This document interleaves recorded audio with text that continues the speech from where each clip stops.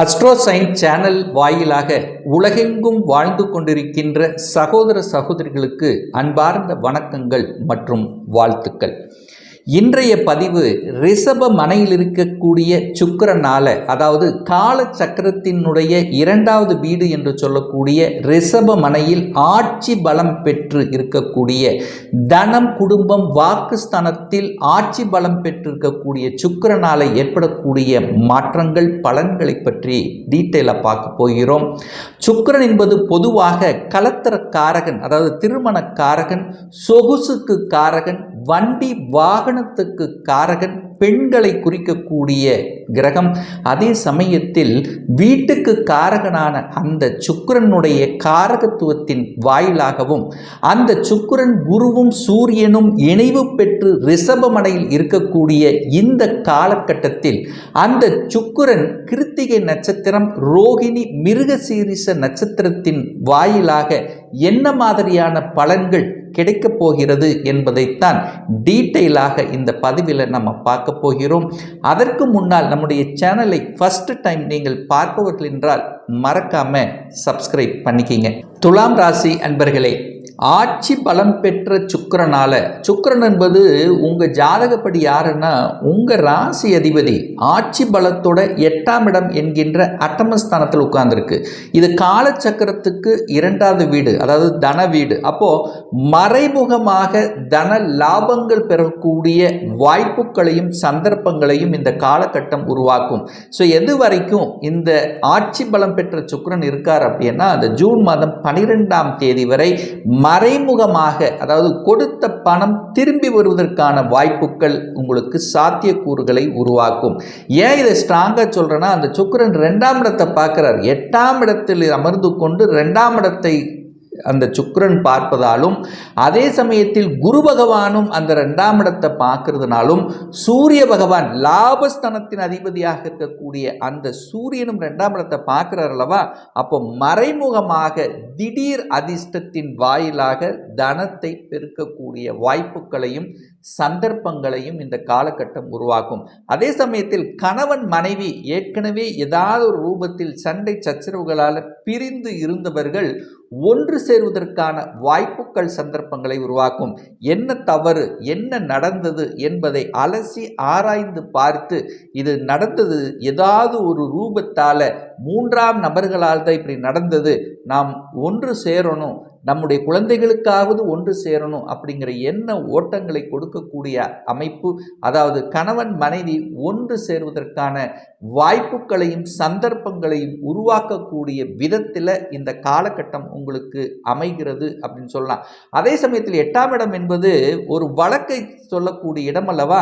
So அந்த இடத்துல இருக்கிறதுனால, 6க்குரியவன் 8ஆம் இடத்தில் இருக்கிறதுனால, சுக்கிரன் அந்த 8க்குரியவன் வலுப்பெற்று இருக்கிறதுனால திடீர் என்று அந்த வழக்கு ரொம்ப நாளா உங்களுக்கு ஒரு வழியை கொடுத்து கொண்டிருந்ததுன்னா அந்த வழக்கு முடிவதற்கு உண்டான சாத்தியக்கூறுகள், அந்த வழக்கிலிருந்து வெளிவருவதற்கான சாத்தியக்கூறுகளை நிச்சயமாக உருவாக்கும் அப்படிங்கிறதுல எந்தவித மாற்று கருத்தும் இல்லை. ஏன்னா அங்கே சூரியனும் சேர்ந்திருக்கார். அப்போ பெரிய மனிதர்களினுடைய துணையோடு இதுவரைக்கும் அழுத்தம் பிரஷர்ல இருந்து விடுபடுவதற்கான வாய்ப்புகள், அதாவது ரொம்ப நாளாக ஒரு வலி வேதனையோடு இருந்து கொண்டிருந்த சில விஷயங்கள் இந்த காலகட்டத்தில் உங்களுக்கு முடிவுக்கு வரும் அப்படிங்கிறதையும் ஞாபகத்தில் வைத்துக் கொள்ளுங்கள். அதே சமயத்தில் பார்த்தீங்கன்னா அந்த சூரியன் அங்கே இருக்கிறதுனால 8ஆம் அதிபதியோட 11ஆம் அதிபதி என்று சொல்லக்கூடிய லாபதிபதி என்று சொல்லக்கூடிய சூரியன் இணைவு பெற்றிருக்கின்ற காரணத்தால் உங்களுக்கு திடீர் அதிர்ஷ்ட வாய்ப்புகளை உருவாக்கும். அதாவது மறைமுகமாக தன லாபங்கள், திடீர் ஷேர் மார்க்கெட்டில் ஒரு பணம் வரக்கூடிய அமைப்பு, இன்சூரன்ஸ் சார்ந்த விஷயத்தில் உங்களுக்கு பணம் வரக்கூடிய வாய்ப்புகள் சந்தர்ப்பங்கள். ஸோ இந்த மாதிரி இதில் இருக்கும். அதே சமயத்தில் ஒரு வலி வேதனை என்று சொல்லக்கூடிய, அசிங்கம் அவமானம் என்று வெளியில் சொல்லக்கூடிய தொழில்களை எடுத்து நடத்தி வருபவர்களுக்கு இந்த காலகட்டம் நல்ல தன லாபத்தை கொடுக்கக்கூடிய, வளர்ச்சியை கொடுக்கக்கூடிய வகையில் இந்த காலகட்டம் உங்களுக்கு அமைகிறது அப்படின்னு சொல்லலாம். அந்த சுக்கிர பகவான் பார்த்தீங்கன்னா சூரியனுடைய நட்சத்திர சாரத்திலும் சந்திரனுடைய நட்சத்திர சாரத்திலும் செவ்வாயினுடைய நட்சத்திர சாரத்தில் தான் இந்த காலகட்டம் பிரயாணமாகுது.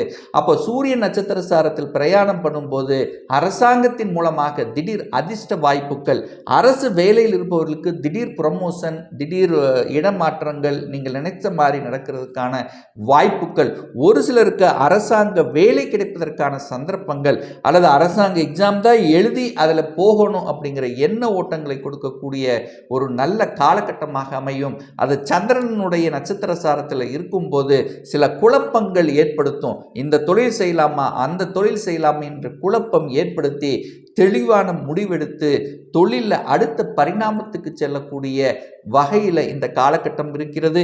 ஆனால் வேலையை மட்டும் ஆக்ரோஷப்பட்டு அவசரப்பட்டு விட்டுவிடக்கூடாது அப்படிங்கிறதையும் ஞாபகத்தில் வைத்துக் கொள்ளுங்கள். ஏன்னா 8ஆம் இடம் என்பது ஒரு வழியை சொல்லக்கூடிய இடம் அல்லவா?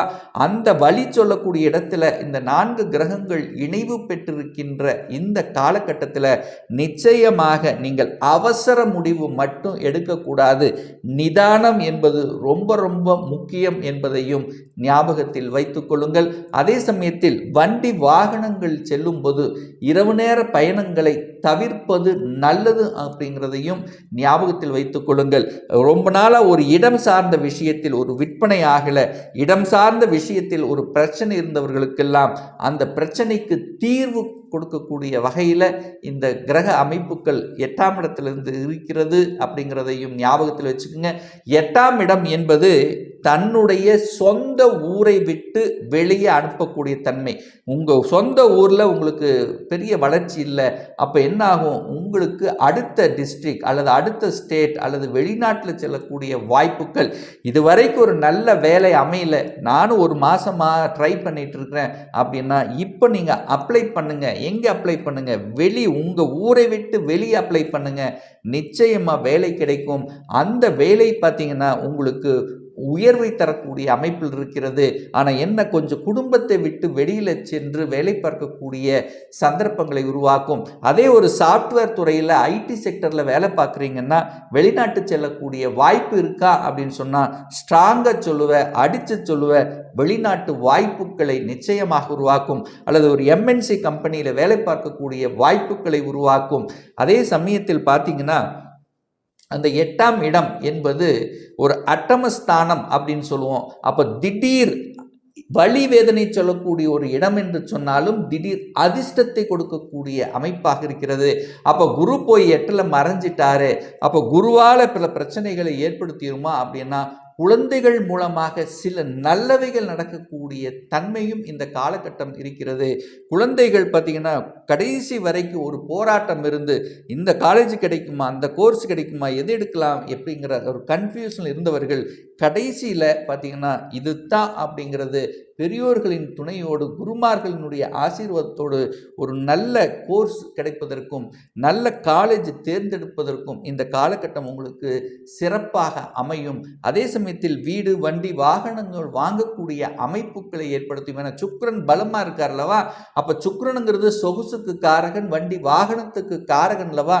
அதை வாங்க வைக்கும், இடத்தை வாங்க வைக்கும், வீட்டையும் வாங்க வைக்கும். ஆனால் என்ன வாங்கினாலும் டாக்குமெண்ட் பர்ஃபெக்டாக இருக்காங்கிறத மட்டும் நல்ல செக் பண்ணி வாங்குவது சிறப்புங்கிறதை ஞாபகத்தில் வைத்துக் கொள்ளுங்கள். இப்போ நான் சொன்னது கோச்சார ரீதியாக இந்த காலகட்டம், அதாவது கோச்சார ரீதியாக இந்த சுக்கிரன் 8ஆம் இடத்தில் இருக்கக்கூடிய ஒரு பலன்கள் தான். அந்த உங்கள் ஜாதகத்தில் அந்த சுக்கிரன் எப்படிப்பட்ட நிலையில் இருக்கார்? ஆட்சி பலத்தோட உச்ச பலத்தோட வலிமையா, திக்பலத்தோட வலிமையா இருக்காரா? இல்லை பாவ கிரகங்கள் என்று சொல்லக்கூடிய ராகு கேது அல்லது சனியோட சேர்ந்து இருக்காரா? அல்லது இப்போ உங்களுக்கு 6 8 12ஆம் அதிபதிகளுடைய தசாபுத்தி நடக்குதா என்பதை பொறுத்தும் அதனுடைய பலன்கள் வேறுபடும். ஒரு துல்லிய பலன் வேணும், உங்களுடைய சுயஜாதகம் பார்க்கணும் என்று ஆசைப்படுபவர்கள் டிஸ்பிளே தெரியக்கூடிய நம்பருக்கு வாட்ஸ்அப் மூலியமாகவோ ஃபோன் கால் மூலியமாகவோ தொடர்பு கொண்டு அப்பாயின்மெண்ட் பெற்றுக்கொண்டு கன்சல்டேஷன் எடுத்துக்கலாம். நிச்சயமாக இந்த பதிவு ஏதாவது ஒரு ரூபத்தில் யூஸ்ஃபுல்லாக இருக்குங்கிறதுல எந்தவித மாற்று கருத்தும் கிடையாது.